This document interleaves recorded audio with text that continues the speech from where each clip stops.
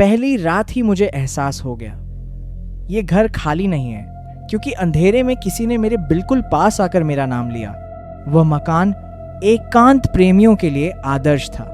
वह बस्ती के आखिरी छोर पर था, लेकिन उस समय उसकी दशा बिल्कुल भी अच्छी नहीं थी।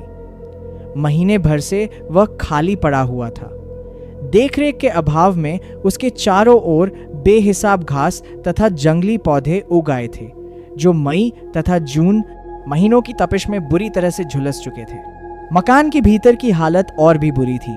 मकड़ियों को अपनी कलाकारी दिखाने का भरपूर मौका था। दीवारों पर मोटी छिपकलियों ने कब्जा कर रखा था। आहट मिलते ही वे तस्वीरों तथा दीवार घड़ी के पीछे जा छिपेंगी। बिस्तर को छोकर सारा सामान अस्त व्यस्त था। फर्श पर 1/4 इंच मोटी धूल जमी थी। इसे रहने लायक बनाने के लिए अच्छा खासा मेहनत करना होगा। यह सोचकर मेरा मन वितृष्ण से भर गया। जब ओखली में सिर दिया है तो मूसल से डरना अच्छी बात नहीं। मैंने सोचा और अपना बैग बिस्तर के ऊपर रख काम में जुट गया। मेरा पहला निशाना शयन कक्ष था।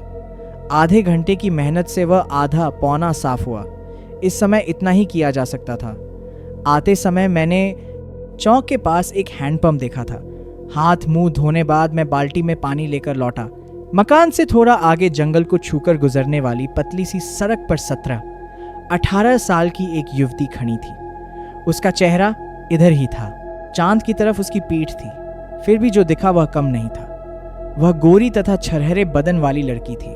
उसकी आंखें बड़ी बड़ी तथा बाल काफी लंबे थे। नए फैशन के अनुसार उसने बालों को खुला छोड़ रखा था, जो उसके कटिप्रदेश को स्पर्श कर रहे थे। वह गोरी तथा छरहरे बदन वाली लड़की थी। युवती मुझे एकटक देख रही थी। उसे नजरअंदाज कर मैं दरवाजा खोलने लगा। मैंने अभी कुंडी पर हाथ बढ़ाया ही था कि नमस्ते जी सुनकर मैं बुरी तरह चौंक पड़ा। मैंने पीछे पलटकर देखा। लड़की मकान के ठीक सामने खींची मैं चकरा गया। ये लड़की अभी तो वहां थी, पलक झपकते ही यहां कैसे आ गई? मैंने उसे नमस्ते कहा और फुर्ती से मकान में प्रवेश कर दरवाजा बंद कर लिया। मेरी इस हरकत से उसकी हंसी छूट गई। वह खिलखिलाकर हंसी। नए स्थान पर मुझे आए अभी 1 घंटा भी नहीं हुआ था। ऐसे में किसी अपरिचित लड़की के साथ मेरा बतियाना बिल्कुल भी उचित नहीं था। मुझे ये नहीं मालूम था कि वह लड़की कौन है, तथा वह रात को 8-8:30 बजे सुनसान सड़क पर अकेली क्यों घूम रही है। उसका चाल चलन अच्छा नहीं है या फिर वह स्वभाव से निर्भीक है, यह मुझे बिल्कुल भी पता नहीं था।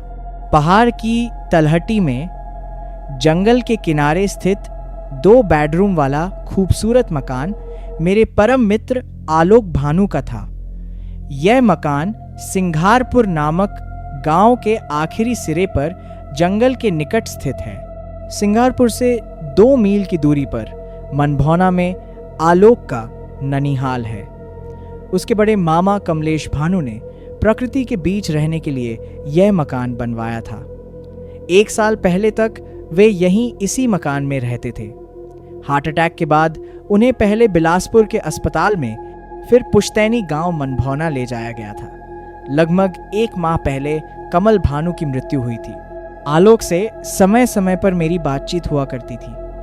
वह अपने मामा के अंतिम संस्कार में भाग लेने पुणे से बिलासपुर लौटा, तब उससे मेरी प्रत्यक्ष मुलाकात हुई। हम दोनों काफी अरसे बाद मिले थे। मैं उसके साथ मनभौना भी गया। वहीं पास में ही भद्रापारा नामक गांव के स्कूल में मेरी पोस्टिंग हुई थी। वह मेरे निवास स्थान से 40 किलोमीटर दूर था।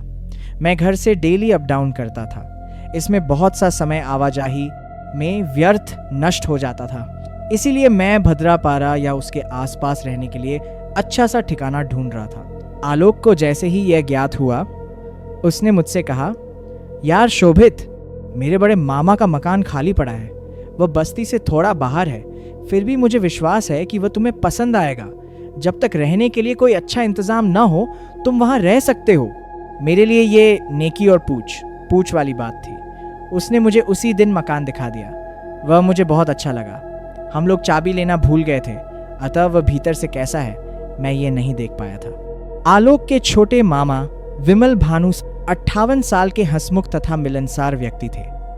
आलोक ने उन्हें जब मेरी जरूरत के बारे में बताया तो उन्होंने कहा, खाली मकान आबाद हो, इससे अच्छी बात क्या होगी।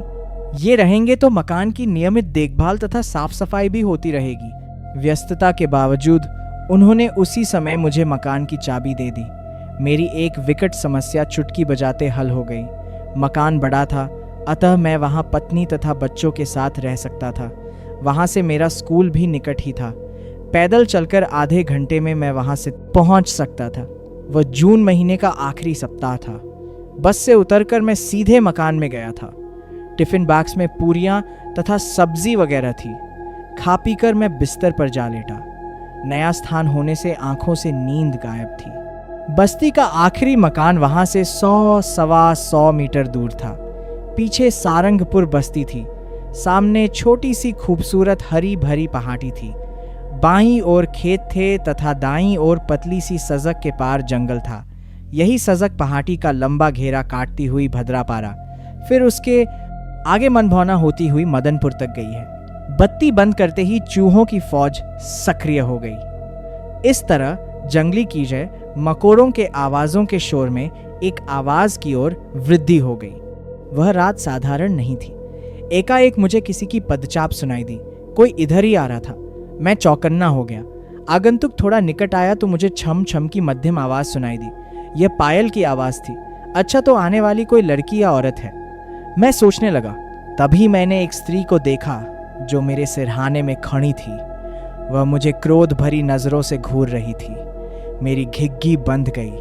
मैं पायल वाली लड़की अथवा औरत को भूल गया। मैं वह नहीं हूं। मैं आज ही आया हूं। मैंने ये कहना चाहा, किंतु मेरे कंठ से आवाज ही नहीं निकली। सिर्फ घुरघुराने जैसी आवाज निकली। मैंने उठकर भागना चाहा, परंतु मेरे हाथ पैरों ने जवाब दे दिया। उस स्त्री का चेहरा मेरे ऊपर झुका। वह मुझे थोही जानी पहचानी सी लगी। फिर भी वह कौन है या हो सकती है, यह मुझे नहीं सूझा। उसके गंदे तथा भद्दे होंठ जब तक मेरे होठों के करीब आते, उससे पहले ही मैंने अपना मुख दूसरी ओर फेर लिया। उसने दोनों हाथों से मेरे चेहरे को थाम लिया। अरे बाप रे, इतने बड़े बड़े नाखून, मैं फुसफुसाया। वह मुस्कुराई। मैं चीख उठा। उसके गंदे नाखून मेरे गले में धंसने लगे। मैं जोर से चीख उठा। मैंने उसके हाथों को दूर झटकना चाहा। मेरा हाथ हवा में लहराया तथा पलंग के किनारे से टकराया। मैं दर्द से बिलबिला उठा तथा उठ बैठा तथा बिजली का स्विच ऑन किया। मेरी नजर बंद दीवार घड़ी पर गई। मैं चौंक गया। वह रहस्यमय ढंग से चलने लगी थी। उसमें 11:30 बजा था। मैं कमरे में अकेला था।